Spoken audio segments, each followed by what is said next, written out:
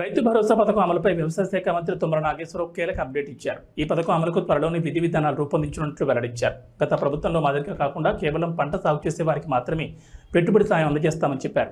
రైతు భరోసా పథకం కింద పంట పెట్టుబడి సాయం కింద ఎకరాకు 15,000 సాయం అందజేస్తామని అసెంబ్లీ ఎన్నికల ముందు కాంగ్రెస్ హామీ ఇచ్చిన సంగతి తెలిసిందే.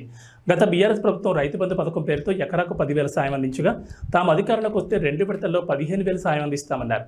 కాంగ్రెస్ అధికారులకు రాగా రైతు భరోసా పథకం కోసం అన్నదాతలు ఎదురుచూస్తున్నారు. ఇప్పటికే పంట సాగు చేపట్టిన రైతులు ఎప్పుడెప్పుడు అకౌంట్లలో డబ్బులు పడి జమ చేస్తారా అంటూ ఆతగా ఎదురుచూస్తున్నారు. రైతు భరోసా పథకం అమలుపై ఇప్పటివరకు ఎలాంటి నిర్ణయం తీసుకోలేదని ఆయన పంటల బీమా పథకం సైతం అర్హులకే వర్తించేలా రూపకల్పన చేస్తామన్నారు. బీమా ప్రీమియం సొమ్ము ప్రభుత్వం చెల్లిస్తుందని, నష్టపోయిన రైతులకు బీమా పరిహారం అందేలా నిబంధనలు సరళతరం చేస్తామన్నారు.